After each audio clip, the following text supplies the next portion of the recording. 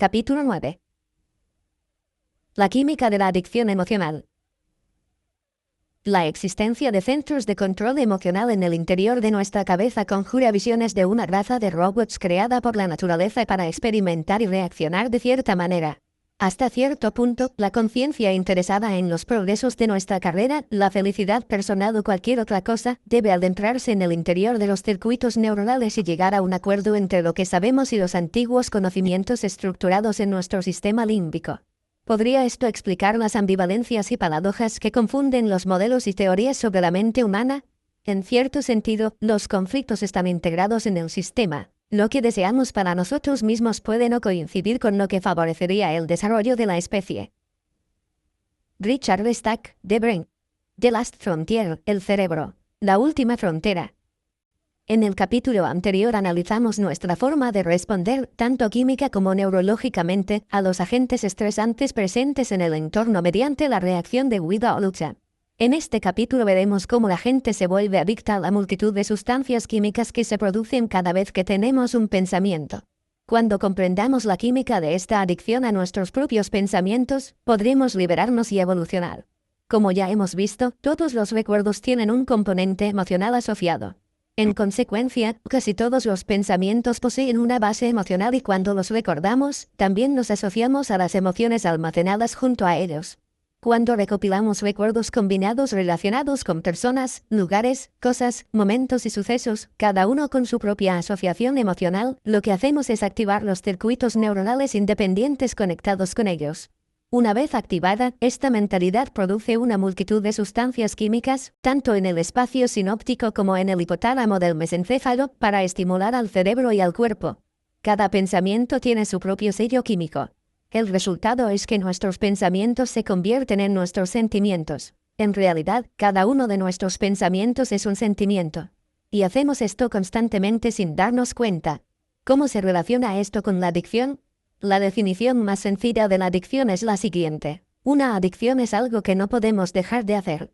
Digamos que te encuentras en un estado de agitación elevada. Tu media naranja acaba de sacar a relucir algo que hiciste hace 6 meses, no le transmitiste un mensaje importante y te molesta sobremanera que vuelva a recordarte por enésima vez. A ti te parecen más de 1000 el error que cometiste. Es probable que no lo haya expresado con tono acusatorio, sino como una insinuación sutil. ¿Estás segura de que no ha llamado a nadie mientras estaba fuera? Tú sabes leer entre líneas, así que respondes: sí, estoy segura. No soy idiota. Sé cuando suena el teléfono y sé preguntar ¿quiere que le diga algo? Interrogación de cierre. Y tu compañero le echa más leña al fuego. Nunca he dicho que no supieras quedarte con un mensaje. De lo que no estoy tan seguro es de si sabes cómo transmitírselo a la persona apropiada.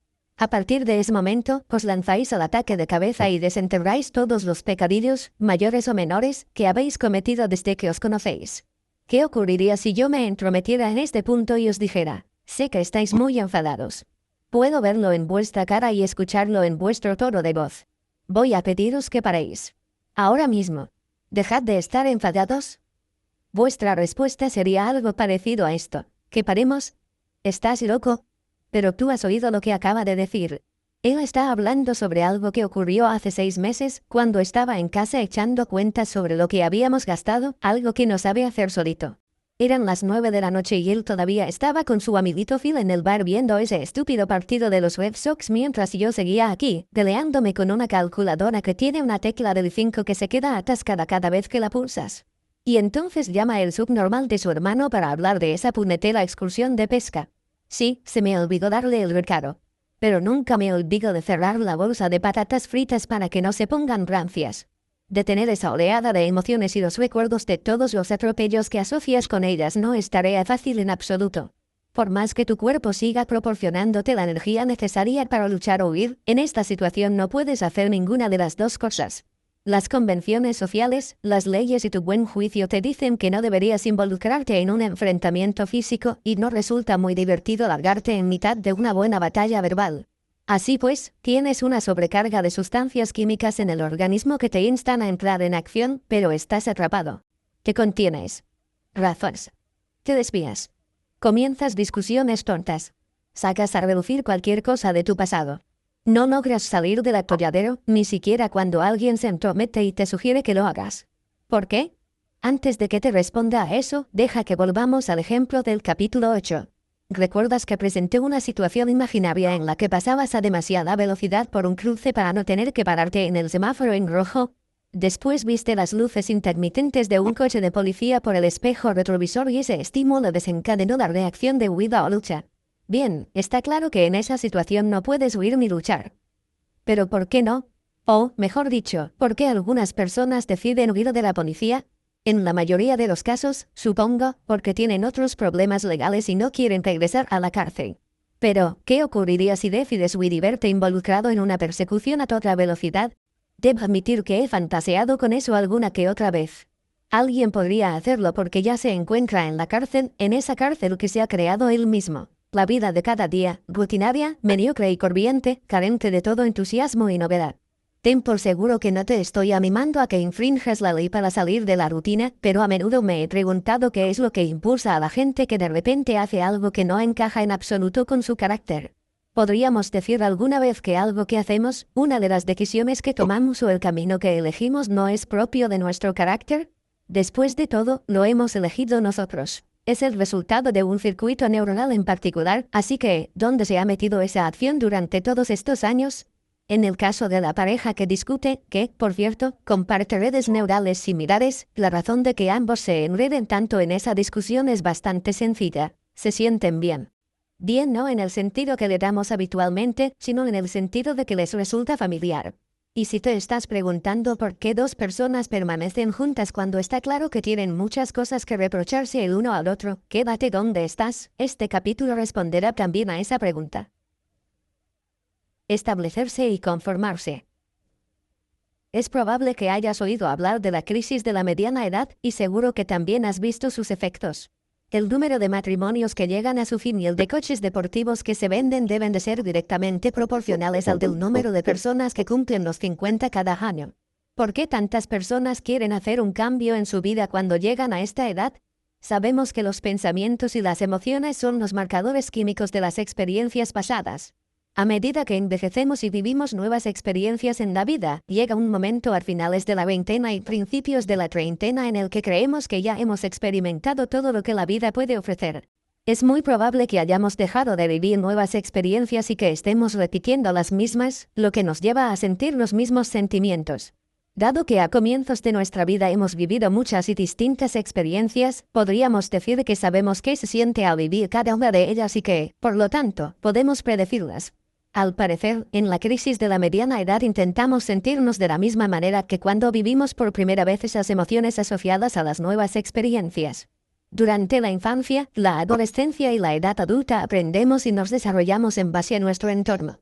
Después, llega un momento en la mediana edad, tanto si la mediana edad es un fenómeno genético y natural como si se trata de un efecto adquirido medioambiental, en el que realmente hemos experimentado muchas de las experiencias y emociones que la vida puede ofrecer. En este momento, la mayoría de nosotros comprendemos la sexualidad y la identidad sexual porque las hemos experimentado. Hemos conocido el dolor, el sufrimiento, el victimismo y la compasión. Sabemos lo que es sentirse triste, decepcionado, traicionado, desmotivado, inseguro y débil. Ya hemos reaccionado sin pensar. Hemos estado preocupados. Nos hemos ahogado en el sentimiento de culpabilidad. Nos hemos avergonzado, quejado, excusado y confundido. Conocemos el éxito y el fracaso. Hemos sentido envidia y celos. Hemos tenido momentos de autoridad total y reconocimiento. Hemos demostrado creencias, autodisciplina, dedicación a algo o a alguien e integridad. Hemos sido egoístas y manipuladores. Sabemos lo que es odiar y juzgar a otros y, lo que es más importante, sabemos cómo juzgarnos a nosotros mismos. Todos estos sentimientos y emociones están ahí por dos razones.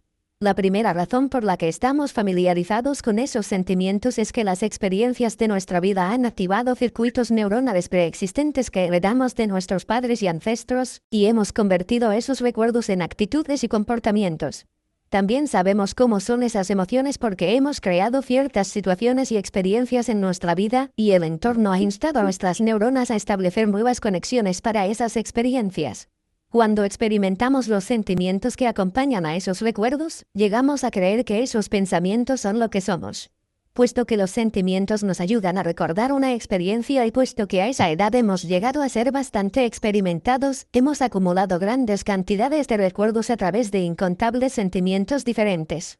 Dado que hemos experimentado tantas de las emociones de la vida a finales de la veintena o principios de la treintena, somos capaces de predecir el resultado de la mayoría de las situaciones.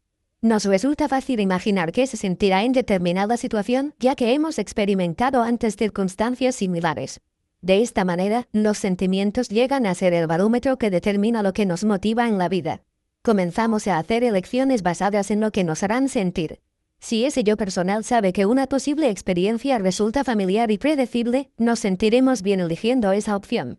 Y sabemos que esto es cierto porque nos sentimos seguros de nosotros mismos, y esa sensación nos dice que ya hemos experimentado esa situación con anterioridad, así que podemos pronosticar el resultado. Sin embargo, si no podemos predecir lo que sentiremos ante determinada situación, es más que probable que no nos interese experimentarla. De hecho, si auguramos que una situación potencial podría provocarnos un sentimiento desagradable o incómodo, tendemos a evitarla. Para cuando llegamos a los 20 y muchos o 30 y pocos, pues, pensamos casi exclusivamente basándonos en los sentimientos. Ambas cosas son casi inseparables. La mayoría de nosotros no podemos pensar más allá de lo que podemos sentir.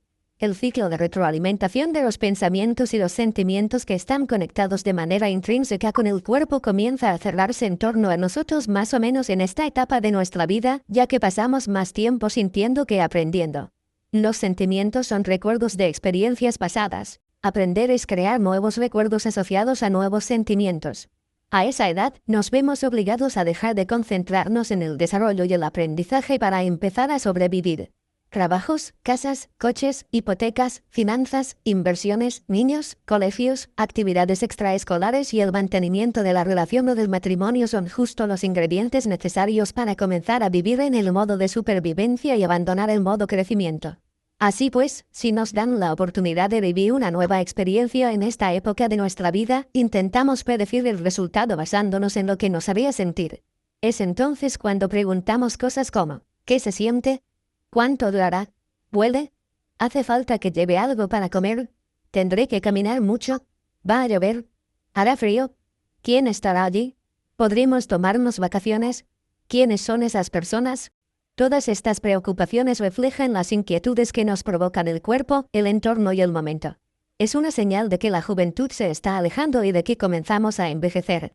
Para continuar con esta línea de razonamiento, ahora estamos más atrapados aún en los límites de nuestra caja. Vacilamos a la hora de dar un paso fuera de lo que nos resulta familiar para experimentar cualquier cosa nueva o desconocida, ya que no somos capaces de identificar el sentimiento que acompañará a esa experiencia potencial. La caja de nuestros pensamientos pone límites a nuestra mentalidad. La explicación es sencilla. Una nueva experiencia evoca un nuevo sentimiento. Una experiencia desconocida puede exponernos a sentimientos desconocidos, así que desencadena los mecanismos de supervivencia de la personalidad. Dado que no hemos vivido nunca este nuevo suceso, el yo revisa la base de datos de experiencias anteriores en busca de modelos y asociaciones similares para predecir los sentimientos que dicha situación podría sacar a la luz. Las redes neurales de los recuerdos heredados también se activan en un intento por vaticinar el futuro. Cuando nos quedamos sin opciones, descartamos la experiencia desconocida sin más. La activación del hardware neuronal establecido desestima la posibilidad de vivir una experiencia novedosa. En otras palabras, esa situación está fuera de los límites en los que nos sentimos cómodos. Por lo tanto, tememos lo desconocido. La dimensión química de la adicción. Durante muchos años, el modelo aceptado decía que el cerebro enviaba impulsos eléctricos a través de su complicado sistema de fibras, que, unidas, recorrerían miles de kilómetros, para regular las distintas funciones y permitirnos interactuar con el mundo. En la actualidad estamos descubriendo que, además de este modelo eléctrico basado en las neuronas, los axones, las dendritas y los neurotransmisores, el cerebro funciona también a otro nivel. Cantaceper se refiere a este cerebro químico como un segundo sistema nervioso y comenta nuestra renuencia colectiva a aceptar este modelo. Resultaba especialmente difícil de aceptar que este sistema de base química fuera sin lugar a dudas el más antiguo y básico para el organismo. Había péptidos tales como las endorfinas, por ejemplo, que se fabricaban en el interior de las células mucho antes de que existieran las dendritas, los axones e incluso las neuronas. De hecho, antes aún de que existieran los cerebros. Puede que esta sea una revelación sorprendente para ti, o tal vez sea una reafirmación de lo que ya sabías. Ahondemos un poco más en lo que dice Cantace para ayudarnos a comprender plenamente cómo se desarrolla el yo y cómo llegamos a ser adictos a nuestro yo neurológico y, en consecuencia, adictos a nuestras emociones. En primer lugar, exploraremos la química de los pensamientos y las emociones. Llegaremos a entender mejor cómo se producen esas sustancias químicas en las estructuras neurológicas que ya hemos comentado y cómo trabajan en colaboración con ellas. De la misma forma que nos estructuramos neurológicamente en función de nuestro entorno, también nos volvemos adictos a las descargas de sustancias químicas y a las emociones que nuestro cerebro y nuestro cuerpo producen en respuesta a la información que nos llega desde el medio, desde el propio cuerpo y desde nuestros propios pensamientos. Para comprender estos componentes químicos de la emoción y del comportamiento, vamos a echar un vistazo a dos aspectos de esta dimensión química. ¿Qué procesos tienen lugar en el cerebro para iniciar las respuestas químicas y provocar la liberación de sustancias en el cuerpo? ¿Cómo afecta la liberación de estas sustancias químicas al cuerpo?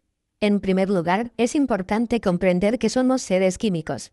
Somos el producto de nuestra bioquímica, tanto nuestras células, donde se llevan a cabo millones y millones de reacciones químicas y operaciones mientras respiramos, digerimos, luchamos contra los invasores, nos movemos, pensamos y sentimos, como nuestros estados de ánimo, nuestras creencias, percepciones sensoriales, emociones e incluso lo que experimentamos y aprendemos.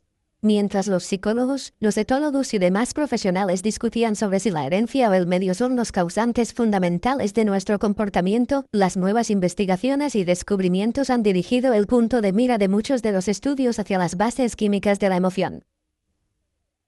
Lo primordial en química. La información más básica y esencial que debemos recordar es esta. Cada vez que conjuramos un pensamiento en nuestro cerebro, producimos sustancias químicas que, a su vez, provocan sentimientos y otras reacciones corporales. Nuestro organismo se acostumbra al nivel de sustancias químicas que circulan por nuestro torrente sanguíneo, rodean nuestras células o inundan nuestro cerebro. Cualquier perturbación en la composición química constante, regular y confortable de nuestro cuerpo dará como resultado un malestar. Haremos prácticamente todo lo que esté en nuestra mano, tanto consciente como inconscientemente y en base a lo que sentimos, para restaurar nuestro balance químico acostumbrado. Cada vez que conjuramos un pensamiento ocurre algo similar a lo que sucedía en el inicio de la reacción de huida o lucha. Respondemos mediante la producción de distintas sustancias químicas. Tenemos tres medios para comunicarnos químicamente: los neurotransmisores, los péptidos y las hormonas. Por lo tanto, siempre que tenemos un pensamiento, los transmisores se ponen en marcha en el espacio sinóptico y activan las redes neurales conectadas a ese concepto o recuerdo en particular. Cualquier recuerdo tiene un componente emocional asociado que los péptidos reproducen químicamente. Tal y como hemos visto, la región del mesencéfalo a la que denominamos hipotálamo se encarga de fabricar un gran número de péptidos diferentes. Esta región tiene un laboratorio de fórmulas que toma cada pensamiento que tenemos y cada emoción que sentimos y utiliza péptidos para generar el correspondiente sello químico. Este es el motivo por el que tantos y tantos textos científicos describen el sistema límbico o mesencéfalo como el cerebro emocional. Es el que se encarga de generar la descarga de nuestros fluidos sexuales, de exprimir nuestra creatividad y de motivarnos con néctares competitivos. Este cerebro emocional es el responsable de generar las sustancias químicas que desencadenan nuestras reacciones emocionales y nuestros pensamientos. Cuando un pensamiento químico se encuentra en nuestro torrente sanguíneo, activa el cuerpo, de la misma forma que la activa las glándulas suprarrenales y la producción de glucocorticoides, cortisol. Una vez que el cuerpo se activa, se comunica a través de un ciclo de retroalimentación negativa para conseguir los niveles apropiados de sustancias químicas tanto en el cerebro como en las células corporales. Vamos a explicar cómo funciona este ciclo de retroalimentación negativa. Puesto que el hipotálamo es la región del cerebro más vascularizada, la que tiene el mayor suministro de sangre, monitoriza las cantidades circulantes de cada péptido en cada reacción corporal. Para seguir con nuestro ejemplo, cuando existen niveles elevados de ACT habrá niveles bajos de cortisol, y cuando el hipotálamo registre niveles elevados de cortisol, reaccionará disminuyendo los niveles de ACT. Los niveles específicos de cada sustancia están en función del equilibrio químico individual de cada persona. Cada hombre y cada mujer posee su propio y único balance homeostático, que, como ya hemos visto, se ve afectado de forma diferente por su programa genético, su reacción a las circunstancias ambientales y por sus pensamientos. La figura 9.1 muestra cómo el cerebro y el cuerpo trabajan juntos para regular la comunicación química. Los niveles altos de péptidos circulantes indican a distintas glándulas y órganos que liberen hormonas o secreciones. Cuando el cerebro registra niveles altos de hormonas o secreciones y niveles bajos de péptidos circulantes, se comporta como un termostato y detiene la producción de hormonas. A medida que los niveles de hormonas se reducen en el cuerpo, el cerebro, a través del hipotálamo, percibe estos niveles bajos y comienza a fabricar más péptidos, a partir de los cuales se crearán las hormonas. Las emociones, la química y tú. Los científicos solían pensar que mostrábamos 4 emociones básicas y primitivas, en base a la estructuración de una región particular del mesencéfalo llamada amígdala. En las pruebas iniciales, los investigadores estimularon eléctricamente la amígdala y observaron los sentimientos o reacciones de diferentes especies. Las reacciones básicas eran la ira, la tristeza, el miedo y la alegría, o en un sentido más primitivo, agresión, sumisión, miedo o sorpresa, aceptación, vinculación o felicidad. Hoy en día, gracias a los muchos esfuerzos de la neurología, el modelo ha evolucionado y ha añadido 3 emociones más a las 4 básicas: la sorpresa, el desprecio y la aversión. Es bastante fácil darse cuenta de que la sorpresa está relacionada con la reacción de miedo y que el desprecio o la aversión pueden relacionarse sin problemas con la ira y la agresión. Muchos textos afirman que las experiencias subjetivas que son únicas en los seres humanos están compuestas por una mezcla o combinación de estas emociones primarias. Las emociones secundarias o emociones sociales, pues, están creadas a partir de las primarias, algo así como mezclar pinturas. Entre las emociones secundarias se incluyen la vergüenza, los celos, la culpabilidad, la envidia, el orgullo, la confianza, la compasión y muchas otras. Yo me imagino la creación de sentimientos como algo así. El neocórtex reacciona, siente o piensa.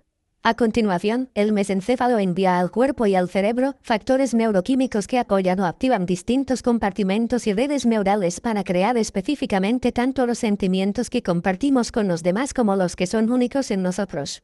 Nuestros sentimientos, como recordarás, son el resultado de las experiencias que todos nosotros poseemos y que se derivan de entornos o condiciones sociales parecidos, como llegamos a estructurarnos mediante el aprendizaje y la experiencia, es decir, el medio. De los rasgos genéticos a corto plazo que heredamos de nuestros padres, sus experiencias emocionales estructuradas, es decir, la herencia. Y, sobre todo, de los rasgos genéticos a largo plazo, los cerebros humanos tienen la misma estructura. Así pues, todos tenemos las mismas inclinaciones universales, también derivadas de la herencia. Este software y este hardware, pues, hacen que todos los miembros de nuestra especie percibamos y nos comportemos, relativamente, con las mismas emociones. Por cierto, yo no quiero buscarle 5 patas al gato con las diferencias entre emociones, sentimientos, impulsos y reacciones sensoriales. Acordemos sencillamente que son estados mentales de base química y que las emociones son solo el producto final de nuestras experiencias, tanto las propias como las comunes. Nuestras redes neurales tienen un componente emocional asociado. Volvamos a la pareja que discutía al principio de este capítulo para ilustrar cómo funciona esto. El compañero llega a casa y pregunta si le han dejado algún recado. Las redes neurales de la compañera B activan los patrones y secuencias implicadas con este concepto de coger recados. Entre los muchos datos de información almacenada existe un recuerdo asociativo del fallo a la hora de entregar un mensaje importante 6 meses antes. Los neurotransmisores de su cerebro se liberan en el espacio sinóptico y envían una señal desde el neocórtex hasta el mesencéfalo. Esta señal contiene tanto la información sobre los recados telefónicos como la emoción que B ha asociado con ese recuerdo, la vergüenza. En esencia, B está generando ahora la misma mentalidad de vergüenza basada en el patrón de activación de los circuitos neuronales que está llevando a cabo su cerebro. Su mesencéfalo transmite el mensaje al cuerpo para producir las sustancias químicas asociadas con el sentimiento de vergüenza. La cuestión es que la vergüenza no es el único sentimiento que tiene B. En realidad, la vergüenza provoca otra emoción. En este caso, la ira. Si queremos, podemos llamar a la emoción que siente B vergüenza ira. No pretendo que suene divertido. Lo único que quiero es resaltar que nuestro estado emocional es a menudo una combinación de sentimientos. Los péptidos que producen la composición química equivalente a esta mezcla de emociones son como especias que, una vez combinadas, producen un sabor rico y con muchos matices. La receta química, los ingredientes y proporciones, está diseñada para reproducir la emoción original asociada a la experiencia que se ha almacenado en la red neural. En otras personas, el recuerdo de un fallo podría provocar tristeza o sentimientos de impotencia o arrepentimiento. Sea cual sea la emoción, una vez que se envía la señal a la hipófisis, el cuerpo cobra vida, al igual que en la reacción de huida o lucha. En lugar del miedo por la supervivencia, la emoción instigadora de B es la vergüenza/ira, un producto del recuerdo almacenado en su cerebro. En este punto, la hipófisis le da su toque especial al mensaje y, junto con el hipotálamo, cocina la hormona de péptidos correspondientes a la vergüenza y a la ira. Estos péptidos se liberan en el torrente sanguíneo y se abren camino hacia distintos lugares del cuerpo de B. Los receptores de las células corporales y glandulares revisan sus códigos de barras en busca de una coincidencia para esta emoción y atraen las sustancias químicas de la ira y de la vergüenza hacia ellos. B ha fabricado esas emociones durante años, así que las células han desarrollado un asombroso número de receptores para la ira y la vergüenza. Cuanto más experimentamos una emoción en particular, más receptores desarrollaremos para esa emoción en nuestras células. La figura 9.2 describe cómo se transforman los pensamientos/emociones, la vergüenza y la ira, en señales químicas que activan reacciones corporales a nivel celular. Al principio, B no estaba enfadada cuando le preguntaron, 6 meses después, si le habían dejado algún recado. Se enfadó porque revivió y reaccionó a algo de su pasado. En su caso, es muy probable que posea una red neural altamente desarrollada y una ruta bien estructurada para el sentimiento de vergüenza. Puede haber heredado esas rutas y redes de uno de sus padres o haberlas creado a través de la experiencia. En cualquier caso, ha desarrollado una extraordinaria sensibilidad. Detesta equivocarse. Detesta que le recuerden las equivocaciones que ha cometido. Puede que sus padres fueran particularmente duros y tuvieran grandes expectativas para ella. Tal vez ella, a su vez, haya desarrollado y refinado esas expectativas hasta tal grado de perfeccionismo y de establecimiento de normas que ha estructurado una respuesta violenta de ira que se activa siempre que se cuestionan su competencia y sus capacidades. La vergüenza que siente, y que con tanta facilidad se convierte en ira, es probablemente un sentimiento de ira contra sí misma por haber fallado. Si se ha pasado la vida sintiendo vergüenza e ira contra sí misma, con los recuerdos de esos fallos grabados en sus redes neurales, también ha vivido con las sustancias químicas asociadas a la vergüenza y a la ira en su torrente sanguíneo. En consecuencia, sus células han desarrollado miles de receptores para esas sustancias. Nuestro cuerpo regenera diferentes tipos de células a diario. Algunas células se reproducen en cuestión de horas, otras al cabo del día, otras tardan una semana, algunas tardan meses y otras llegan a tardar años en reproducirse. Si se mantienen niveles altos de los péptidos de la vergüenza y la ira de diario durante años y años, cuando las células se dividan para crear células hijas, responderán a las demandas y alterarán los receptores de su membrana. Este es un proceso natural de regulación que tiene lugar en todas las células. Imagina que estás en un aeropuerto internacional y que todo el mundo espera en la fila de inmigración o aduanas. Hay 4 puertas abiertas de un total de 20 y hay unas 400 personas esperando. Mientras esperas allí, sabes que ese aeropuerto sería mucho más eficiente si abriera más puertas para contrarrestar el aluvión. Ese mismo conocimiento es el que ponen en práctica nuestras células. Si sensibilizamos a las células con enormes cantidades de péptidos, cuando éstas se dividan, su inteligencia natural perfeccionará la siguiente generación para satisfacer las demandas del cerebro. En nuestro caso, la célula se regulará a la alta mediante la fabricación de más receptores. Con el paso del tiempo, si se producen las suficientes regulaciones a la alta, el cuerpo comenzará a pensar por nosotros y se convertirá en la mente. Ansiará seguir recibiendo el mismo mensaje, mantener sus células activadas. El cuerpo, como el gigantesco organismo celular que es, necesitará una dosis constante a nivel celular para mantener el equilibrio químico. ¿Empieza a parecerse esto a la adicción? En algunas células, las que están demasiado sensibilizadas, los receptores se vuelven insensibles a los péptidos y se cierran sin más. En este caso, se actualizan de otra forma. Las células fabrican menos receptores porque la sobreabundancia es imposible de controlar. Algunas células pueden incluso atrofiarse, ya que no logran procesar la aglomeración de sustancias químicas que las asaltan. Recuerda que la misión del péptido es activar la maquinaria interna de la célula para que ésta pueda fabricar proteínas o alterar su actividad. Cuando existen niveles exageradamente altos de péptidos que bombardean sin cesar el exterior celular, la célula es incapaz de procesar tal cantidad de instrucciones. No puede ejecutar todas las órdenes al mismo tiempo, así que cierra sus puertas. El teatro está lleno y no quedan asientos. La figura 9.3 ilustra la regulación a la alta y la regulación a la baja. En la regulación a la alta, las células responden a las demandas del cerebro y crean receptores adicionales. En la regulación a la baja, ciertos receptores se desconectan a causa de la sobreestimulación y se vuelven menos activos. Para entender la regulación a la baja, imagina que mantienes una relación con alguien que siempre te está dando la lata y acusándote de ser una mala persona. Con el tiempo, te vuelves menos sensible y dejas de reaccionar ante sus recriminaciones. Las células, sobre todo las nerviosas, suelen insensibilizarse, se vuelven más resistentes a los estímulos y, por tanto, con el tiempo, necesitan la presencia de más sustancias químicas para llegar al umbral del potencial de acción. En otras palabras, debemos sorprendernos más, preocuparnos más, sentir más miedo o exasperarnos más. Se necesitan sentimientos más intensos para activar el cerebro, ya que los receptores se han insensibilizado debido a la hiperestimulación. Esta es la base de la adicción a drogas como la cocaína. Cuando alguien toma cocaína, esta causa una enorme liberación de dopamina que a su vez produce una increíble sensación de placer. No obstante, esta persona tendrá que tomar una cantidad de cocaína más grande para conseguir la misma respuesta la próxima vez.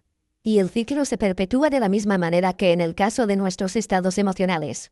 Existe otra manera de enfocar este fenómeno. Los receptores están formados por proteínas, y el número de receptores en una célula diana, por lo general, no permanece constante a lo largo del día, ni siquiera en un mismo minuto. Son tan plásticos como las neuronas. Cada vez que un péptido se une al receptor de su célula diana, se altera la forma de la proteína. Cuando esto ocurre, su función también cambia y se vuelve más activa. Cuando la célula lleva a cabo la misma función a través del mismo receptor en numerosas ocasiones, el receptor proteico se consume y el péptido ya no es reconocido. La unión de los péptidos a los receptores proteicos provoca la disminución del número de receptores, ya sea por la desactivación de las moléculas proteicas o porque la célula no puede fabricar proteínas suficientes para crear los receptores a tiempo. Como resultado, el receptor proteico ya no funciona correctamente. La llave ya no encajará en la cerradura. Cuando las células hiperestimuladas se dividen para generar un calco de sí mismas con sus mismos conocimientos, este tendrá menos receptores a fin de mantener el equilibrio corporal. Cuando tiene lugar este tipo de insensibilización, el cuerpo parece no conseguir nunca los péptidos que necesita para mantener el estado de equilibrio al que está acostumbrado. Nunca estamos satisfechos. Cuando el cuerpo toma el control de la mente y sentimos igual que pensamos, a causa del cóctel químico que nos ha preparado la hipófisis para reproducir la emoción original, dejamos de pensar como sentimos. Esto se debe a que nuestras células, que están conectadas mediante tejido nervioso, se comunicarán con el cerebro a través de la médula espinal en cuanto noten que no llegan señales desde el encéfalo. Nuestras células también se comunican con el cuerpo a través del ciclo químico cerebral de retroalimentación, su termostato interno. Mientras las sustancias químicas que han sido producidas se consumen, el cuerpo hace lo que está acostumbrado a hacer. Quiere preservar el estado químico al que nos hemos habituado. Disfruta de las oleadas de vergüenza/ira porque nos hacen sentir más vivos y aumentan nuestro nivel de percepción y actividad. Y puesto que esos sentimientos son tan familiares, podemos reafirmarnos a nosotros mismos como una persona que se siente de una manera determinada. Si hemos experimentado la vergüenza y la ira durante la mayor parte de nuestra vida, las sustancias químicas que generan llevan con nosotros casi desde siempre. Dado que una de las funciones biológicas principales es el mantenimiento del equilibrio homeostático, haremos todo lo que esté en nuestra mano para mantener esa continuidad química basada en las necesidades celulares más básicas a nivel biológico. El cuerpo se ha convertido ahora en la morada de la mente. Asuntos titulares. Sabemos que los péptidos son pequeñas proteínas que se comportan como mensajeros químicos que se producen en el hipotálamo y son liberados en la hipófisis. Cuando llegan al torrente sanguíneo, se abren camino hasta los distintos órganos y tejidos del cuerpo. En el momento en que llegan hasta la superficie celular, interactúan con los receptores, que son grandes proteínas que flotan en la superficie de cada célula para que ésta pueda elegir qué es lo que puede entrar en su medio interno y poner en marcha su maquinaria. Una vez que un péptido se une a su receptor, la estructura de este cambia y envía una señal alarm celular. Todas las células son máquinas productoras de proteínas. Las células musculares fabrican proteínas llamadas actina y miosina.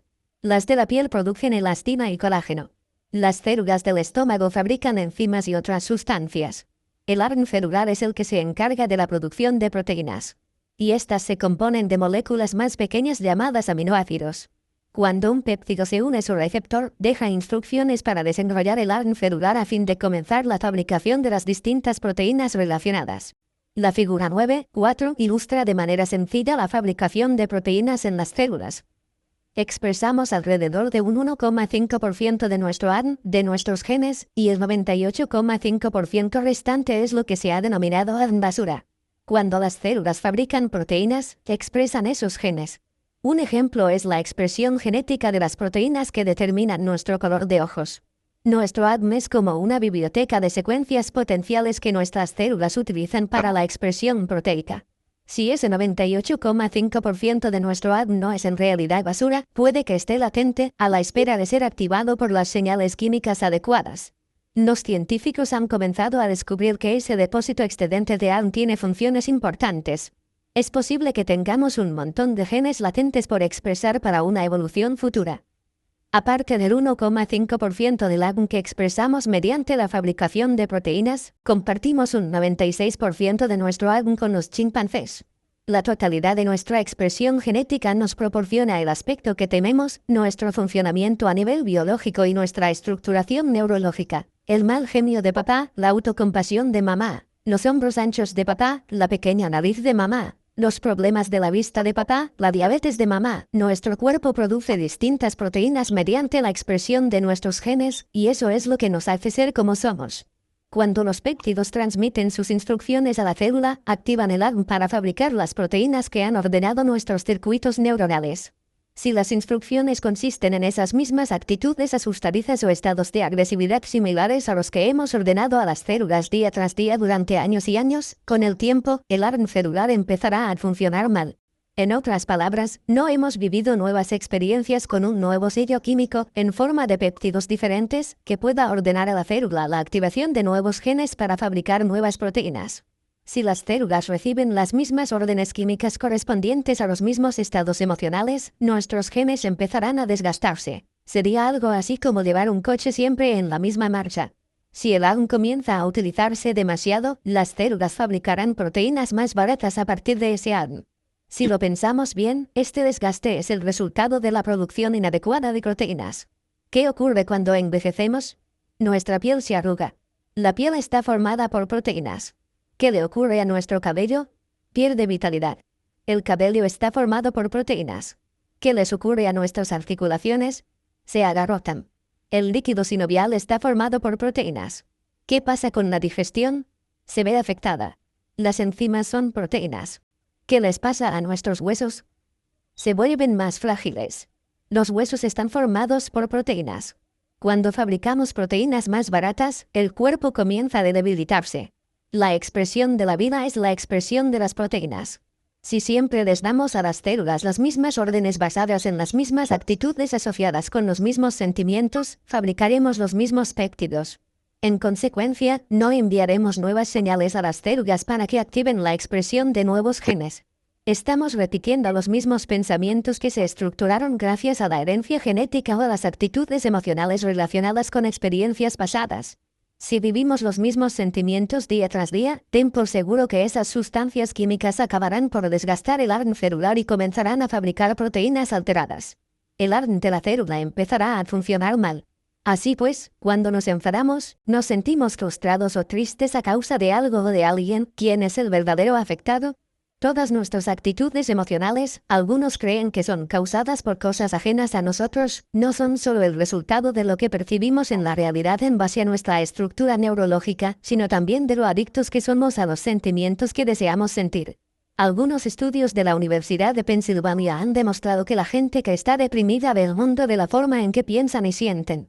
Si les mostramos rápidamente dos imágenes diferentes a personas deprimidas y a un grupo control de gente normal, una escena de gente en una mesa de banquete y una escena de un funeral, y les preguntas cuál de ellas recuerdan, los deprimidos recordarán la escena del ataúd en un porcentaje mayor que el debido al azar. Estas personas parecen percibir el entorno de una forma que refuerza constantemente sus sentimientos. Además, la continuidad química de cualquier estado emocional que hayamos mantenido a lo largo de los años con los mismos sentimientos diarios, provoca pensamientos que se vuelven contra nosotros. A fin de cuentas, lo que pensamos y nuestra forma de reaccionar nos afectan. Ahora podremos comprender el verdadero significado del dicho: Cuando juzgamos a otro, en realidad nos juzgamos a nosotros mismos.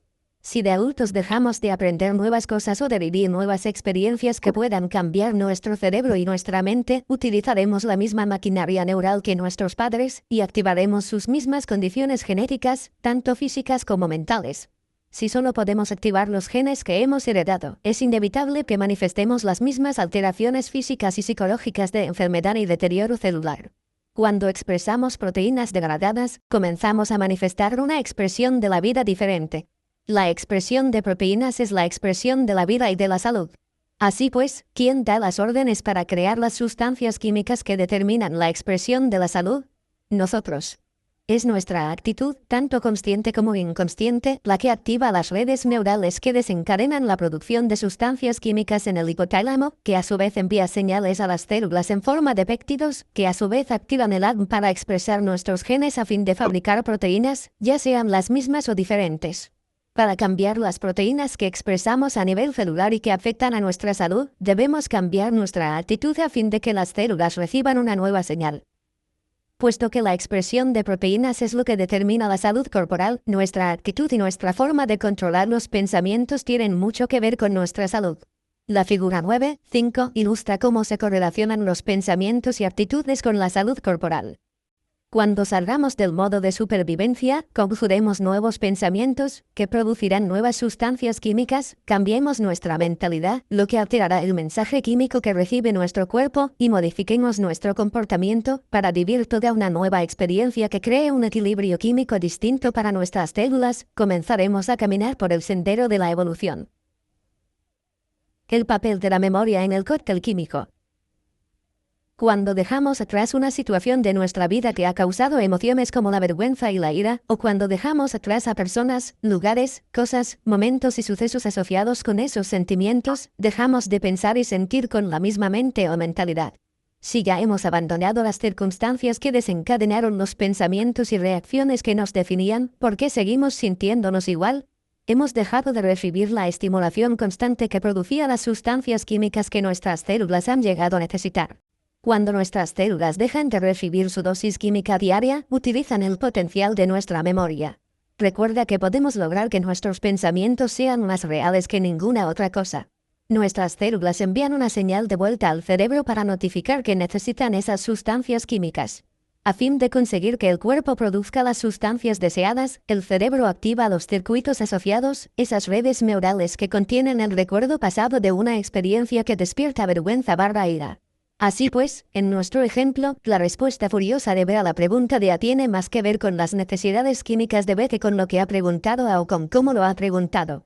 Más tarde, mucho después de que haya finalizado esta discusión, B podría utilizar esta disputa reciente, o la original que tuvo lugar 6 meses atrás, para generar la química de la ira que necesita para mantener su estado del ser. Otra manera de pensar en los recuerdos y experiencias que podemos recordar es imaginarlos como esa vocecilla que escuchamos sin cesar en nuestra cabeza. Larcy enseña a sus alumnos que la voz que escuchamos en nuestra mente no es más que el recuerdo del pasado y que cuando estamos inmersos en un cambio, esta voz se escucha con mucha más fuerza. Pocas personas dicen en voz alta todo aquello que sienten o piensan. Sin embargo, la voz que escuchamos en nuestra cabeza es la forma que tiene el cuerpo de decirle al cerebro que piense de la forma en que se siente. También mantenemos un monólogo interior que refleja con más precisión cómo nos sentimos que lo que decimos en voz alta. Para ejemplificarlo, regresemos con nuestra pareja. Una vez que se calman un poco, se sientan en la misma estancia a ver la televisión y esto es lo que ocurre. A. ¿Te importa que vea el partido? B. Claro que no. ¿Que si me importa? ¿Qué mierda de pregunta es esa? Él y sus estúpidos partidos de béisbol. Ahí sentado como si fuera una cuestión de vida o muerte, ¿por qué narices iba a importarme? No va a cambiar nunca. Siempre criticando cada cosilla que hago mal, ¿acaso me he metido yo alguna vez con él? ¿Acaso me pongo hecha una fiera cuando él la caga? Es igual que mi padre. Exactamente igual. No hace más que rascarse la barriga y criticar. Y hace lo mismo con los jugadores. Si también se le da ese puñetero juego, ¿por qué no se va a jugar por ahí en lugar de sentarse a ver el partido? Imagina las sustancias químicas que debe de estar produciendo el cerebro para alimentar estas emociones independientes del cuerpo. Ah, gracias. Claro que no. Ja. ¿Crees que soy estúpido? Sí, pon los ojos en blanco, anda. Has dicho que no te importa, así que pienso quedarme aquí sentado y disfrutar del partido. Para que te enteres. Ahora también él está inmerso en el ciclo químico, con su dosis en marcha. Aunque no podría considerarse una conversación muy madura, es bastante típica e ilustra brevemente cómo nuestra cháchara interior mantiene las sustancias químicas en sus niveles habituales. Como habrás notado, B ha recordado a su padre y el comportamiento de este. Es común que elijamos a una pareja que reavive viejas heridas y, por lo tanto, nos permita mantener el estado químico que llevamos disfrutando durante los últimos 20 o 30 años. Aun cuando se separaran, B guardaría recuerdos de esas experiencias para conseguir la dosis de químicos que desea. El proceso de la separación reforzaría sus sentimientos de incompetencia y vergüenza por no estar a la altura de su estereotipo interior. La vocecilla de su cabeza le diría: no puedes hacer nada bien. Ni siquiera eres capaz de encontrar a alguien y seguir con él. ¿Tan difícil es? ¿Qué voy a decirles a mis padres? ¿Cómo podré mirar a mi padre a los ojos? Mierda. Mierda. Mierda. Y ella se dará otra vueltecita en el ciclo de la vergüenza y la ira. Las preguntas que habría que hacerle a la pareja, si de verdad está interesada en cambiar, serían: ¿os dais cuenta de que sois un par de adictos que conviven juntos? ¿No podéis detener el automatismo de vuestros pensamientos, acciones y reacciones en medio de una parrafada? ¿Por qué no os dais cuenta y tomáis las riendas de vuestro comportamiento sin cargar las culpas a nadie por lo que sois? ¿Es el amor lo que mantiene esta relación o es un cóctel de sustancias químicas tan abrumador que vivís, sin daros cuenta, en los recuerdos pasados y sus monólogos emocionales? ¿Por qué no reparáis en que os utilizáis el uno al otro para satisfacer vuestras propias y egoístas necesidades químicas? Si las respuestas son negativas, esta pareja seguirá igual durante mucho tiempo. Química y comportamiento. A un nivel básico, las sustancias y reacciones químicas tienen una importancia fundamental a la hora de moldear nuestra forma de actuar, de pensar y de sentir. La reacción de huida o lucha es un buen ejemplo de la adicción que pueden crearnos las emociones. Y la adicción emocional es uno de los conceptos más profundos y reveladores que se nos puedan presentar. Ahora sabemos que el cerebro se estructura neurológica y químicamente en función de nuestras emociones. Cuando las circunstancias de nuestra vida actual no generan las sustancias químicas que necesitamos para mantener nuestro estado habitual del ser, haremos cualquier cosa para asegurar la presencia de esas sustancias en nuestro cuerpo. Si no nos encontramos en el entorno ningún tipo de amenaza o factor estresante, lo buscaremos donde sea. Y si no lo encontramos, crearemos uno, ya sea física o mentalmente. Estoy seguro de que conoces a algún rey o alguna reina del dramatismo, alguien que convierte las situaciones más anodinas en todo un espectáculo lleno de tensión y de emociones. Tampoco me cabe duda de que en algún momento habrás dicho de alguien, tal vez incluso de ti mismo, que le encanta sufrir. Los imperativos biológicos que gobiernan el cuerpo, las misiones urgentes que lleva a cabo para mantener el statu quo, restaurar el equilibrio, buscar alivio, evitar el dolor y responder a los agentes estresantes reales o imaginarios, nos hacen adictos a la composición química de nuestra entropía emocional. Teniendo en cuenta este imperativo biológico, ¿no sería más lógico decir que no nos queda más remedio que ser adictos? Es cierto. No podemos evitar convertirnos en adictos, pero sí podemos hacer muchas cosas para romper ese ciclo o patrón adictivo. Antes de examinar este proceso, no obstante, tenemos que examinar el papel que las inclinaciones bioquímicas juegan en nuestra vida. Romper es difícil. Pongamos un ejemplo de adicción. Las parejas vuelven a retomar una relación aún sabiendo que no encajan. ¿Por qué el hecho de romper, para bien, resulta tan difícil?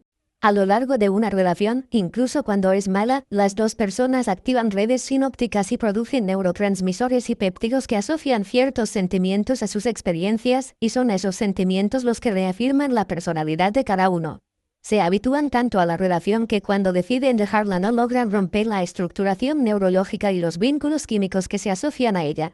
Después de la ruptura, las memorias de las experiencias que tiene cada uno les recuerdan al cuerpo que lo han privado de su acostumbrada estimulación química. Ella o él, o mejor dicho, el cuerpo de ella o el cuerpo de él, experimenta una sensación de pérdida. La angustia que provocan las rupturas entre parejas puede deberse a la interrupción de un hábito neuroquímico.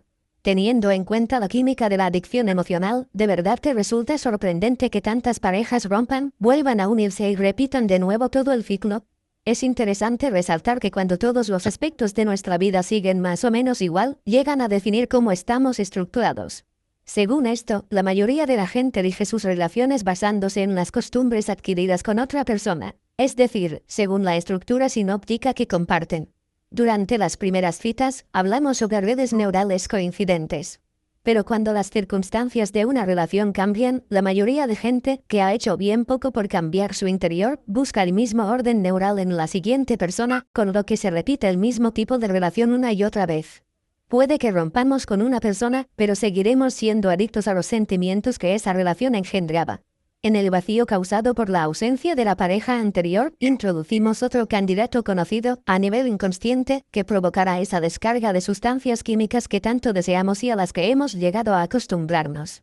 Aun si rompemos el orden neural que se refleja en las situaciones de nuestra vida, ese cambio generará el reconocimiento de una pérdida de sentimientos familiares.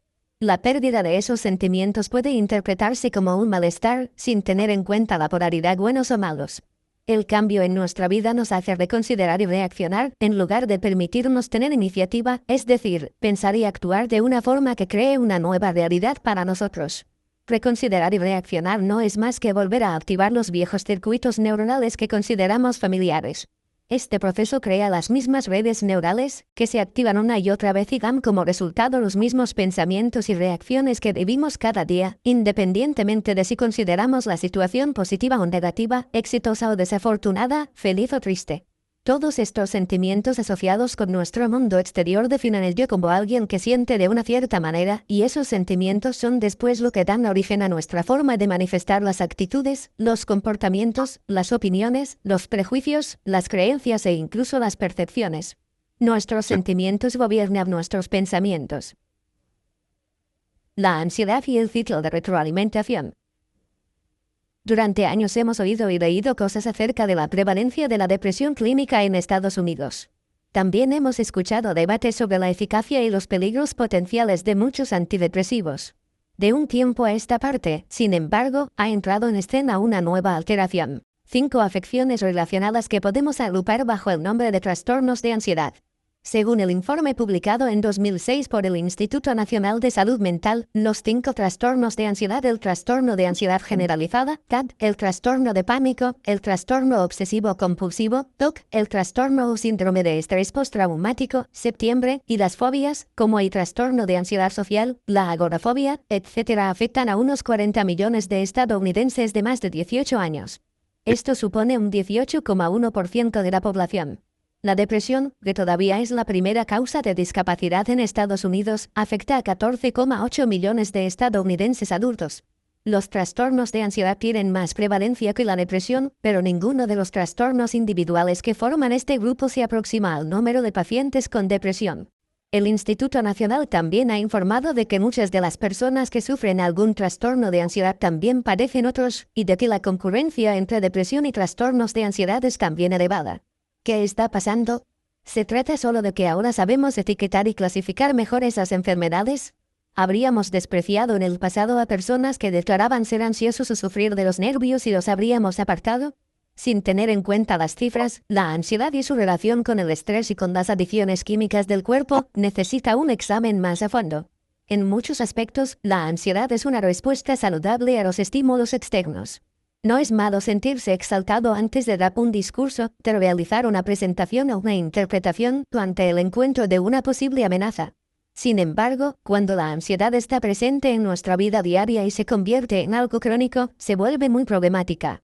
Un trastorno de ansiedad aparece cuando una persona, sin razón aparente, comienza a sentir un aumento del ritmo cardíaco, dificultad para respirar, pérdida del control, miedo y emociones intensas, dolor en el pecho, sudoración excesiva y dificultad para pensar con claridad. A estas alturas ya sabemos que cuando se producen ataques de pánico, la rama simpática del sistema nervioso autónomo toma el control. Los ataques de ansiedad aparecen cuando alguien ha entrenado a conciencia su cuerpo para permanecer alerta y preparado, a la espera de una posible situación estresante. El agobio y la ansiedad frecuentes o la sobreexposición a condiciones ambientales estresantes desembocan en los ataques automáticos de pánico que sufren asiduamente algunas personas. La experiencia me ha demostrado que cuando es posible rastrear la enfermedad hasta sus comienzos, se descubre que la mayoría de las personas comienzan a sentir ansiedad tras algún problema importante que les provoca una intensa presión emocional. Después del suceso, el recuerdo de la experiencia causa que esa persona piense una y otra vez en el incidente, anticipando la posibilidad de vuelva a ocurrir algo similar. Mientras repasan mentalmente su pasado, el cerebro comienza a generar las sustancias químicas correspondientes, y esos pensamientos generan señales que activan la puesta en marcha del sistema nervioso simpático. Las personas empiezan a sentirse ansiosas y preocupadas por el futuro y por lo que podría ocurrirles. Su actitud, grupo de pensamientos, genera las sustancias químicas de la ansiedad y la preocupación. Sus pensamientos sobre un agente estresante en particular, y no el agente en sí mismo, son los que desencadenan la respuesta al estrés. Cuando nos preocupamos a diario por lo que podría ocurrirnos un instante después, estimulamos una serie de pensamientos que generan una mentalidad de intranquilidad. Como resultado, en el neocórtex se activa un grupo particular de circuitos neuronales que sustentan los procesos mentales relacionados con distintos recuerdos de angustia o preocupación. Cuando estos pensamientos activan patrones específicos de conexiones sinápticas, el cuerpo comienza a crear las sustancias químicas relacionadas con los pensamientos de intranquilidad. Una vez que los productos químicos del estado de alerta se dispersan por el cuerpo, este se siente intranquilo. Es entonces cuando el neocórtex comprueba cómo se siente el cuerpo y, de repente, nosotros nos damos cuenta y decimos, estoy preocupado. Cuando nos sentimos aprensivos, somos conscientes del estado interno de nuestro cuerpo. Si se desencadena un ataque de pánico en ese momento, percibiremos una verdadera pérdida de control, una situación que nos provoca pavor. En consecuencia, tendremos aún más por lo que preocuparnos, ya que a buen seguro no queremos sufrir un nuevo ataque. La preocupación y la anticipación atraerán neuroquímicamente la siguiente experiencia. Una vez que el yo es consciente de que el cuerpo experimenta ansiedad, el circuito neuronal asociado con la ansiedad se activa. Nos sentimos exactamente como pensamos, y pensamos exactamente como sentimos. A fin de reconocer la sensación de preocupación, el cerebro recurrirá al circuito neuronal preexistente asignado a esta sensación y evaluará lo que siente. Como resultado, volveremos a pensar en nuestras preocupaciones, ya que esa red neural se ha activado. A continuación produciremos más sustancias químicas para reforzar lo que siente el cuerpo, ya que la evaluación corporal que hemos realizado nos hace sentir como estamos pensando. Ahora, nuestros pensamientos iniciales se han hecho realidad. Si lo sentimos es que es auténtico, ¿no? Vamos de camino a preparar al cuerpo para otro ataque de pánico. El miedo, entonces, genera preocupación, que a su vez hace que nos sintamos más ansiosos, lo que después nos hace preocuparnos más. La razón de todo esto es simple. Una vez que hemos creado el estado de ansiedad, nuestro estado del ser crea un ciclo de retroalimentación continuo entre el cuerpo y el cerebro, se activa el mismo circuito neuronal de la preocupación, que a su vez provoca ansiedad en el cuerpo, y así sucesivamente. Ahora sabemos que cuando respondemos a los sentimientos del cuerpo pensando tal y como éste se siente, el cerebro genera esas mismas sustancias químicas y provee al cuerpo con esas mismas sustancias para que siga experimentando lo mismo. Así es como mantenemos un estado del ser. Cualquier sentimiento repetitivo, sea cual sea, crea un estado del ser. La felicidad, la tristeza, la confusión, la soledad, la mezquindad, la inseguridad, la alegría o incluso la depresión. Un estado del ser se produce cuando el ciclo de retroalimentación entre el cerebro y el cuerpo se completa. Cuando este ciclo se reproduce una y otra vez mediante un respaldo mutuo entre cuerpo y cerebro, nos hallamos inmersos en un estado químico del ser. Mantendremos este estado neuroquímico a lo largo del tiempo activando de manera continua los mismos patrones de sinapsis neurales creados a partir de recuerdos anteriores. Esta continuidad química corporal, basada en la secuencia de activación de nuestros particulares patrones neurológicos de sentimientos o identidad personal individual, es distinta en cada persona. Sin embargo, los mecanismos del ciclo son los mismos. La ansiedad genera ansiedad. ¿Imaginas lo que ocurriría si sintieras alegría, gratitud o serenidad? Es posible que ese ciclo de retroalimentación pudiera ayudarnos en algo en lugar de esclavizarnos. La razón de que cambiar sea difícil. Toda persona, lugar, cosa, momento o suceso que es constante en nuestra vida, a la larga definirá nuestra personalidad debido a su aparición repetida. Nos estructuramos neurológicamente en asociación con cada uno de esos elementos, y el resultado es que se vuelven parte de nuestros procesos mentales y reafirman nuestro yo. Tenemos una representación neural para cada elemento conocido en nuestra vida, ya sean personas, cosas, momentos, lugares o sucesos, y cada representación neural conecta a cada persona, lugar, cosa, tiempo y suceso con un sentimiento específico. Ahora comienzas a ver por qué cambiar resulta tan difícil, ¿verdad? Cambiar una persona, un lugar, una cosa, un momento o un suceso en nuestra vida significa que debemos romper el circuito neuroquímico que hemos mantenido intacto mediante una estimulación continua. Si te pido que empieces a utilizar un nuevo orden de movimientos cuando te cepillas los dientes o te secas después de la ducha, tal vez no seas capaz de hacerlo. Podrías hacerlo, pero o bien te sentirías muy incómodo o bien abandonarías pronto el esfuerzo. Lo más seguro es que volvieras a hacerlo de la manera que te resulta más fácil y familiar. Esa tendencia es el hábito que debes romper si quieres cambiar tu mente y dejar de estar atrapado en lo rutinario. Imagina, pues, el tipo de esfuerzo que tendrías que realizar si te pidiera que pusieras fin a una relación con alguien que aplasta con frecuencia tu autoestima y que lleva haciendo lo mismo 15 años. Si estamos acostumbrados a sentirnos despreciables, queremos seguir sintiéndonos así, ya que hemos adquirido el hábito neurológico de sentirnos despreciables. Es la forma más fácil, rutinaria, familiar y natural de pensar y sentir con respecto a nosotros mismos. Esos pensamientos están basados en recuerdos de nuestra interacción con esa persona.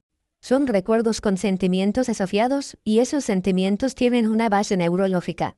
Más importante aún, si nos decantamos por alterar la dinámica de la relación que mantenemos con una persona muy cercana de nuestra vida, este cambio se manifestará por una angustia y un sufrimiento que no son más que el resultado del cese de la activación de los circuitos neuronales relacionados. La falta de estímulos en el entorno, no ver, no sentir, no oler, no tocar y no oír a una persona, conlleva una falta de activación de las redes neurales asociadas a esa persona. Y esto impide que el cerebro libere sustancias químicas específicas con las que alimentar al cuerpo para que éste que sienta. Sin tener en cuenta si es positivo o negativo, un sentimiento siempre es producto de la liberación de ciertas sustancias químicas. Por lo tanto, el amor, o lo que nosotros creemos que es el amor, puede realmente ser cuestión de química. Los adictos y la abstinencia. Así pues, ¿qué ocurre cuando decidimos que ha llegado el momento de dejar de pensar de cierta forma? ¿Qué ocurre cuando finalmente tomamos la decisión de dejar de sentir y de pensar en la vergüenza, la ira o el odio por un día? En realidad, esta decisión no es muy distinta a la de dejar de fumar o de beber alcohol, a la de empezar una nueva dieta o a dejar de comer ciertos alimentos. Dejar de sentir vergüenza exige la misma fuerza de voluntad que dejar de hacer cualquiera de esas cosas. Una vez dispuestos a superar esos pensamientos, será como despertar al cuerpo de un sueño profundo sin darle su taza de café de las mañanas, o su dosis de vergüenza, en nuestro caso. Como resultado, el cuerpo comenzará a demostrarle al cerebro lo enfadado que está. ¿Qué quieres decir con eso de que no vas a conseguir la dosis de vergüenza? ¿Qué estupidez es esa? Lo que empieza como deseos y anhelos sutiles expresados en forma de pensamientos impulsivos procedentes del cuerpo, se transforma por lo general, siempre que no consiga lo que quiere, en monólogos interiores cada vez más estridentes que suplican una acción inmediata. El cuerpo se transforma en un caos a causa de la privación de las sustancias químicas y de su incapacidad para recuperar el equilibrio homeostático. No quiere reajustarse, ya que se ha acostumbrado al incremento en el número de receptores para la vergüenza. El cuerpo lleva pidiendo su dosis bastante tiempo y ahora se siente fuera de control. En ese momento, nos bombardeará con todo tipo de impulsos. La cháchara que escuchamos en nuestra cabeza se volverá estruendosa y tratará de hacer que sintamos vergüenza. Conocemos esa voz a la que respondemos de forma inconsciente todos los días. La escuchamos y actuamos como si se tratara del Evangelio de nuestro guía interior. En muchas ocasiones, nos habla de cualquier cosa, incluso de lo maravillosos que somos.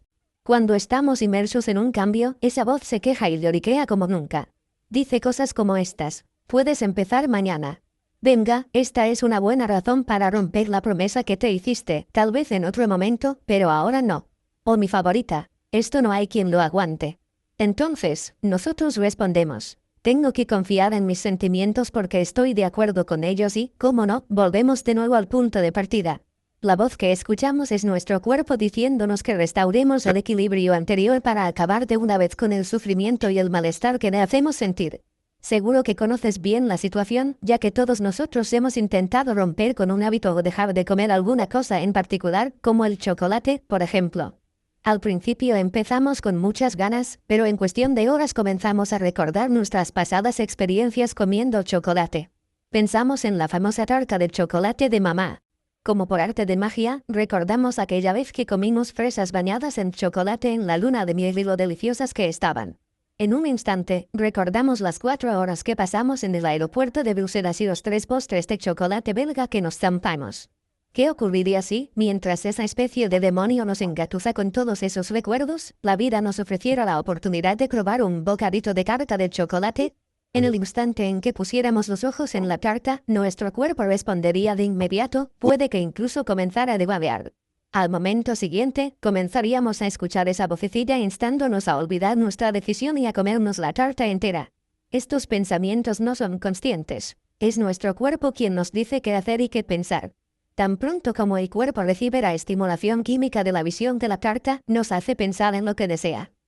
Si lo que hemos decidido cambiar voluntariamente es un estado emocional, reaccionaremos de la misma forma ante las estridentes e inflexibles exigencias de nuestro cuerpo.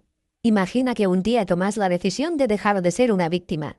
Empiezas la mañana con buenas intenciones, pero a mediodía, mientras vas en el coche a hacer un encargo del trabajo, comienzas a pensar en tu marido y en lo mucho que hirió tus sentimientos el día anterior. Piensas en todas las demás ocasiones, a lo largo de los últimos 30 años, que te ha hecho daño con sus actos irresponsables. Comienzas a sentirte mal. Te das cuenta de ello, pero una vocecilla interna te dice que olvides la decisión que tomaste. ¿Por qué? Nunca cambiarás. No eres lo bastante fuerte y, además, tu madre te maltrató de pequeña y por eso eres como eres. No puedes cambiar. Esas cicatrices son demasiado profundas. ¿Qué vas a hacer? Si respondes a esos pensamientos, liberarás un montón de sustancias químicas que reforzarán aún más lo que siempre has sido. Si bloqueas los pensamientos automáticos, te sentirás fatal por no pensar como tu yo habitual. Y si ese día, para rematar la faena, comienzan a caer del cielo razones para sentirse una víctima, te caes en el porche por la mañana. Un compañero de trabajo decide pedir la semana que tú querías para las vacaciones. Cuando sales del supermercado, te das cuenta de que alguien le ha dado un golpe al coche y le ha hecho una agolladura en la puerta. Ahora tienes muchas más razones para sentirte una víctima. El cuerpo te anima a dar el primer paso para que puedas reafirmar una vez más tu yo neurológico. Si decides responder a la cháchara interna y obrar en consecuencia, recuperarás el estado que te resulta más cómodo. El bienestar acostumbrado que te genera ser una víctima es mucho mayor que el malestar que te provoca serlo y también que el malestar que te genera no serlo. El ciclo en marcha. Cuando sucede todo esto en nuestra mente y nuestro cuerpo, lo que ocurre en realidad es lo siguiente. Una vez que la continuidad del balance homeostático se altera debido a que ya no pensamos de la misma manera ni reaccionamos a las mismas circunstancias, las células de nuestro cuerpo se agrupan y comienzan a confabularse. Envían un mensaje a esa red neural particular para activar cierto nivel mental, de manera que podamos fabricar las sustancias químicas adecuadas para mantener el cuerpo en equilibrio, controlado y moderado. Si los receptores no reciben los péptidos de las emociones habituales y esas células notan un cambio en el equilibrio normal, enviarán un mensaje a través de los nervios periféricos y la médula espinal hasta el cerebro. Te dicen algo como, oye, ¿qué está pasando ahí arriba? Hace ya bastante rato que no te sientes una víctima. Podrías empezar a activar esos pensamientos que producen las sustancias necesarias para que todo vuelva a la normalidad. De igual forma, el ciclo de retroalimentación autorregulador entre el sistema límbico y el cuerpo, que filtra la sangre a través del hipotálamo, detecta que los niveles están bajando y trata de reajustar la composición química corporal de nuestro yo víctima mediante la creación de los péptidos de costumbre. Todo esto ocurre en un instante y de manera inconsciente, y al momento nos damos cuenta de que pensamos de la misma forma que nos sentimos.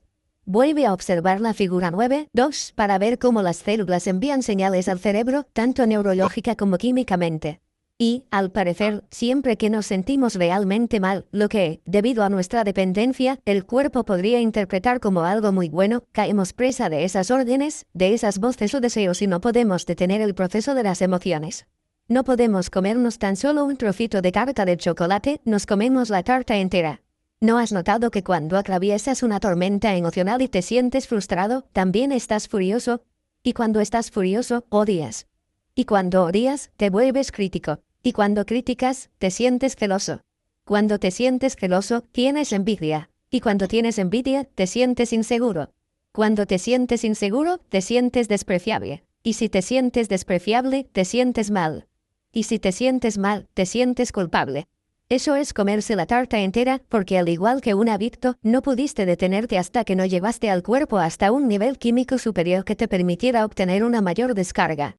Mientras el cerebro químico fabricaba todos sus péptidos y alteraba la composición química interna, tú activabas todos los circuitos neuronales de los recuerdos asociados. Creaste los niveles mentales que relacionaban cada pensamiento químico con un sentimiento. El cuerpo se convirtió en un caballo desbocado corriendo sin control.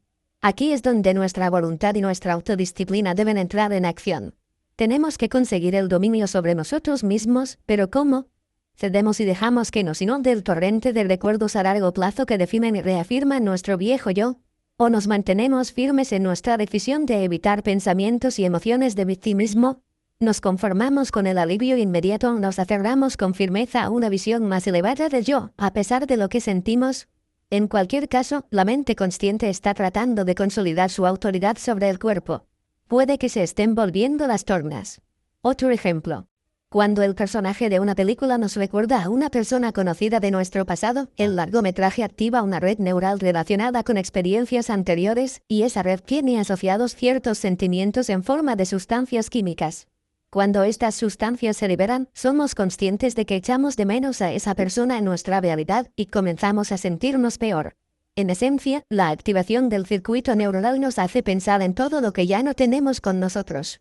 Como resultado, todos esos pensamientos crean más sentimientos y una mayor conciencia de lo que no tenemos. Ay. Piensa también en esa mujer cuyo problema es que siempre, de algún modo, consigue atraer al tipo equivocado de hombres. Lo pasa fatal tratando de descubrir por qué se enamora siempre de tipos que acaban siendo tan malos para ella como los anteriores. Casados, con el corazón destrozado, emocionalmente agotados, demasiado necesitados, dominantes, pasivo-agresivos, sea cual sea su problema, ella termina por encontrarlos. Da igual que en el pajar haya miles de buenas elecciones posibles, ella siempre consigue encontrar al tipo con la aguja necesaria para explotar su burbuja de felicidad. Hay que resaltar que nunca puede echarle la culpa a nadie de lo que siente, ya que si uno de esos hombres la deja, seguirá estando estructurada de la misma manera. En otras palabras, siempre atraerá al mismo tipo de persona porque, como se suele decir, Dios los cría y ellos se juntan. Elegirá continuamente opciones parecidas porque así es como está estructurada. No puede culpar a su último amante por lo mal que terminó la cosa. Si lo reflexionara y fuera sincera de verdad, tendría que reconocer que, a pesar de lo que hizo su ex, ella sigue siendo la misma persona, con la misma red neural que atrae a esa clase de gente hacia ella. La solución es sencilla. Debe cambiar su yo, porque estructural y neuroquímicamente depende de tener a una persona en su vida que le ayude a producir su estado habitual de victimismo. No es que las otras personas la hagan sentirse triste, rechazada, incomprendida o despreciable. Ella ya se siente así. Esa es su mentalidad. Se limita a llevar a esa otra gente a su vida para poder comportarse de una forma que le permita generar las sustancias químicas del victimismo a las que ya es adicta, y porque tiene un grupo conocido, rutinario y familiar de redes neurales estructuradas que determinan sus actos y sus elecciones. El resultado final de todo esto es que, con el tiempo, anhelamos lo conocido, lo rutinario y lo predecible porque estamos estructurados en base a nuestro entorno habitual. La exposición continua a la realidad rutinaria no hace más que volvernos más maquinales y predecibles. Comenzamos a vivir con la costumbre de recuerdos pasados. Nos hemos encerrado en la caja de nuestros actos y pensamientos frecuentes. Y los pensamientos limitados son el límite de nuestra mente. Nos convertimos en el producto de nuestras propias reacciones al entorno, y eso nos hace ser aún más inflexibles en nuestra manera neurológica de ser, y también menos libres. A menos que nos quitemos la costumbre de ser ese yo, estaremos destinados a repetir el ciclo eternamente. Nuestra personalidad única e individual se vuelve predecible porque nos hemos estructurado a conciencia para ser nuestro yo. Y nuestro cerebro actúa como ese yo. Síndrome de estrés postraumático. Para los 1,9 millones de estadounidenses que padecen el síndrome de estrés postraumático, septiembre, recordar una situación emocional desgarradora del pasado, como una violación, los devastadores efectos de la guerra o accidentes graves, puede desencadenar la misma respuesta de pánico que el suceso en sí. Para los individuos con septiembre, estas experiencias pasadas producen efectos fuertes y duraderos en el sistema nervioso. Al parecer, las posibilidades de que un recuerdo provoque en la víctima una respuesta química similar a la del suceso original, piensa, actúa, habla y se comporta de la misma manera, son mayores cuanto mayor sea el trauma. ¿Cómo se desarrolla el septiembre? Cuando sufrimos un trauma o una situación altamente estresante, el suceso estimula el hipotálamo y la amígdala y provoca la liberación de hormonas del estrés, que potencian la formación de recuerdos en el cerebro. Las sustancias químicas liberadas por este sistema nervioso primitivo tienen una función fundamental: ayudarnos a sobrevivir a situaciones que ponen en peligro nuestra vida mediante la agudización de la percepción sensorial. Este estado mental agudizado graba el suceso como un recuerdo en el cerebro, de manera que nos sea fácil recordar cualquier cosa, por mínima que sea, relacionada con las imágenes, los olores y los sonidos de la experiencia angustiosa. Puesto que estas sustancias químicas también dirigen la formación de recuerdos, podemos aprender de la experiencia. Los recuerdos del trauma se almacenan en primer lugar en el hipocampo. Las sustancias químicas fabricadas en el hipotálamo y en la amígdala estimulan el hipocampo para que éste active distintas sinapsis y almacene los recuerdos. Esta reacción química codifica los recuerdos en un sistema de circuitos neuronales de la corteza cerebral y cimienta el almacén de recuerdos a largo plazo como un estado mental particular. Cuando una persona recuerda un trauma o una experiencia de carga emocional elevada, el recuerdo vuelve a transferirse al hipocampo, donde se activa la liberación de hormonas del estrés del hipotálamo y la amígdala. Cuando esto ocurre, el recuerdo del calvario genera la misma mezcla de señales químicas y el cuerpo vuelve a vivir la experiencia como si le ocurriera en ese momento. En consecuencia, el sistema nervioso de la reacción de huida o lucha pone en marcha una multitud de respuestas fisiológicas. En muchas ocasiones, el cuerpo cambia abruptamente en respuesta a un pensamiento impulsivo sobre un trauma pasado, debido a la alteración que se produce en el equilibrio homeostático. Como resultado, la presión arterial se eleva, se altera la respiración y el cuerpo tiembla descontroladamente. Sin avisar y sin motivo alguno aparente, se desencadena el estado de pánico y el cuerpo se paraliza. Una vez conocido esto sobre el septiembre, resulta obvio que el cuerpo puede activarse de manera automática con un simple pensamiento. En esencia, cuando pensamos repetidamente en un suceso estresante y experimentamos los sentimientos asociados a ese suceso, lo que hacemos en realidad es condicionar al neocórtex, en el sentido pavloviano, para que active el sistema nervioso. En este proceso, vinculamos químicamente el cuerpo y la mente. Cuando la persona con septiembre revive una y otra vez el suceso, las sustancias químicas creadas por ese recuerdo llegan a provocar un estado de desequilibrio homeostático en el cuerpo. Y, con el tiempo, ese desequilibrio se desencadena con un simple pensamiento. Es posible que hagamos lo mismo cuando recordamos sucesos pasados relacionados con alguna emoción. De ser así, piensa en la cantidad de mensajes que la mente envía diariamente a nuestro cuerpo. ¿Qué entrenamiento emocional queremos que reciba nuestro cuerpo? Cambiar es desagradable. En todas mis investigaciones, viajes, conferencias sobre el cambio, experiencias personales y también durante el estudio de las remisiones espontáneas, la idea que he visto repetirse con más frecuencia en la gente que está inmersa en un cambio es que este resulta desagradable e incómodo. Como recordarás, el cambio provoca que el cuerpo y el yo se vean envueltos en un completo caos, ya que el yo deja de experimentar los sentimientos que lo definían como tal. Si dejamos de pensar, sentir o reaccionar de esa determinada manera, detenemos la producción de las sustancias químicas asociadas, y eso deja al cuerpo en un estado de desequilibrio homeostático. A nivel biológico, los valores químicos de la homeostasis se regulan y controlan en un principio a través de lo que nuestra herencia genética determina como normal para nosotros. Más tarde, nuestros pensamientos y reacciones mantienen nuestra composición química a raya, por lo que, en esencia, seguimos siendo la misma persona, tanto psíquica como cognitivamente. Así pues, cuando se altera el orden interno a causa de un cambio en la manera de pensar, no nos sentimos la misma persona. Por consiguiente, nuestra identidad quiere regresar a los sentimientos que nos resultan familiares y nuestro cuerpo trata de hacer que el cerebro regrese a un estado del ser conocido para reajustarse de nuevo con sentimientos pasados. Nuestro cuerpo quiere identificarse con asociaciones conocidas. Una vez que la mente del cuerpo convence a una persona de que debe regresar a lo que le resulta conocido, la persona recuperará inevitablemente la situación que intentaba cambiar y se sentirá aliviada. Opinaría algo así de las circunstancias que quería cambiar. Sencillamente, no me sentía bien.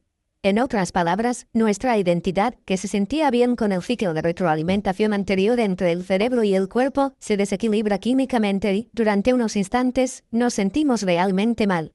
No nos gusta lo que sentimos. Nos gustaba más lo que sentíamos antes, así que regresamos al grupo de circunstancias familiares de nuestra vida y comenzamos a sentirnos mejor.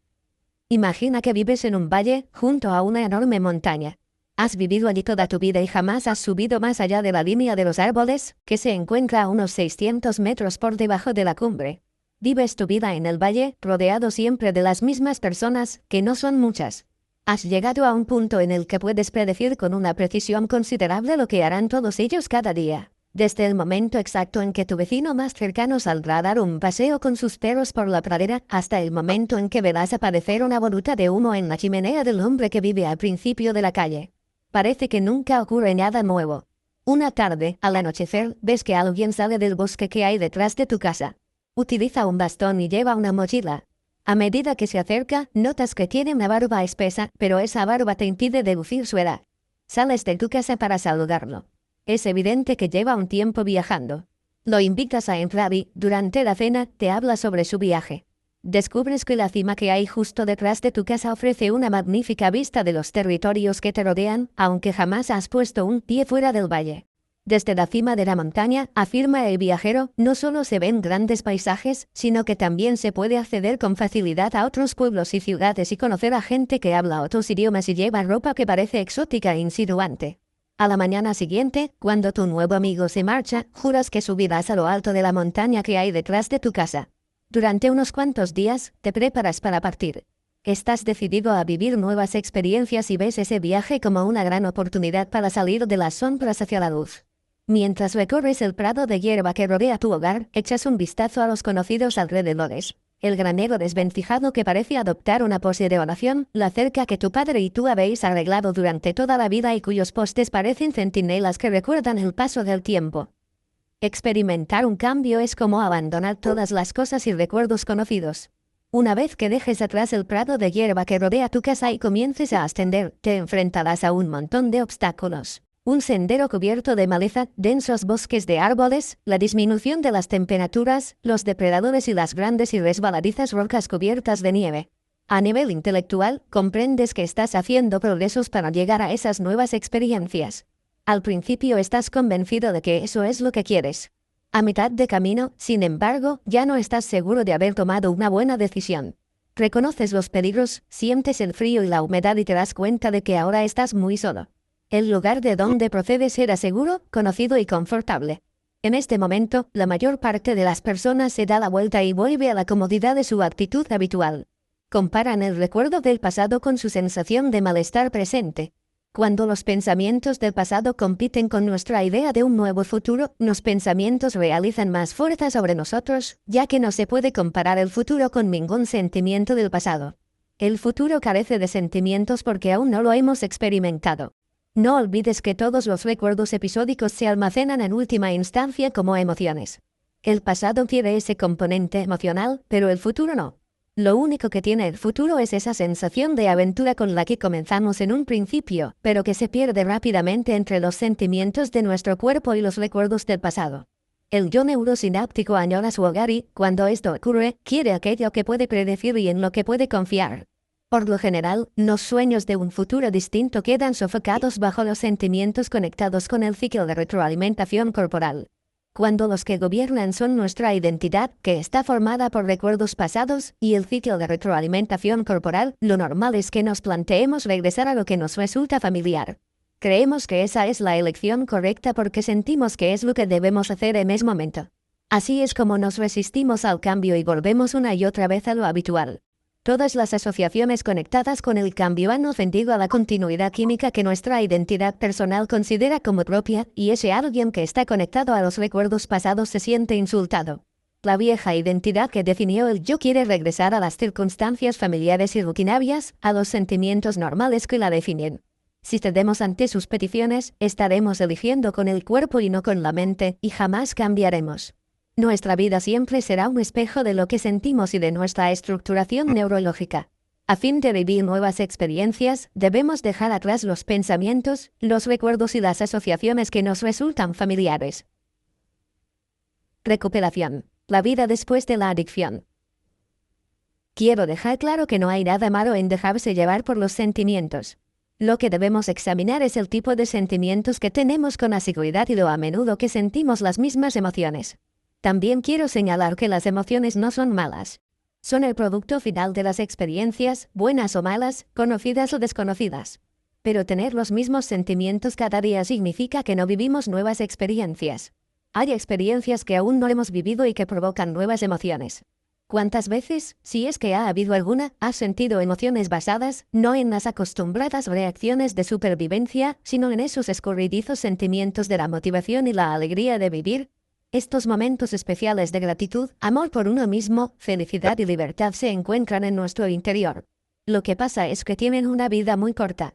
Y si somos capaces de fabricar un torrente de sustancias químicas que nos hacen caer en picado hacia un estado emocional contagioso que afecta a nuestra forma de pensar y de sentir, también podemos remontar el vuelo y permitir que otras sustancias químicas nos lleven a estados emocionales que provoquen pensamientos relacionados con esos sentimientos. De hecho, ¿no has notado alguna vez que eras verdaderamente feliz cuando estabas enamorado? Que cuando estabas enamorado te sentías motivado y esa motivación te permitía ser más tolerante y extrovertido con todo el mundo. Cuando te muestras sin reservas, te amas a ti mismo. Cuando te amas a ti mismo, te sientes enormemente agradecido y libre para expresarte sin restricciones.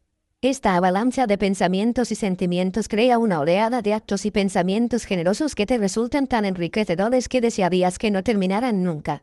La fisiología de las emociones puede funcionar en ambos sentidos. Es posible que tu sistema límbico y el laboratorio alquímico de tu hipotálamo solo hayan fabricado esas maravillosas emociones químicas en momentos contados de tu vida. Estoy seguro de que podrías crear unas cuantas recetas para nuevas emociones posibles en el desarrollo evolutivo humano. Podremos vivir la mayor parte de nuestras vidas en un estado más evolucionado cuando nos alejemos del modo de supervivencia. Así pues, cambiar nuestro cerebro es cambiar el futuro. En teoría, los distintos péptidos de los pensamientos y experiencias más evolucionadas podrían encontrar un camino para llegar hasta las células, enviar una nueva señal a la biblioteca de potencial genético de nuestro ADN y activar unos cuantos genes que fabricaran una nueva expresión del yo. Al parecer, hay bastante maquinaria latente en nuestro código genético para la evolución futura. Si no expresamos más que una lista corta de pensamientos y emociones predecibles y los estados químicos habituales, solo conseguiremos que nuestras células activen los mismos genes que expresaron nuestros padres y nuestros abuelos. Cuando dejamos de aprender, de desarrollarnos, de modificar nuestro comportamiento y de soñar con cosas mejores, nos quedamos con la misma matriz de conexiones sinápticas que heredamos y solo podemos alimentar a nuestro cuerpo con la misma información química. Sin aprender y experimentar jamás llegaremos a actualizar nuestra arquitectura neurológica. Vivir en el modo de supervivencia no desarrolla nuestro cerebro. Lo único que hace es activar la parte química neurológica más antigua de nuestra materia gris, que limita a nuestro neocórtex consciente al grupo de comportamientos inconscientes o automáticos que contiene, de manera que reaccionamos con el cuerpo en mente y con la mente en el cuerpo. En los capítulos que siguen, profundizaremos más en la manera de romper el ciclo de sentimientos repetitivos. ¡Anímate! Aprender toda esta información nueva es el primer paso hacia la salida de una vida rutinaria, común y conocida. Tenemos en nuestras manos, a nuestra disposición, una isla de calma en un mar de turbulencias. Es el mayor regalo que nos ha hecho la evolución.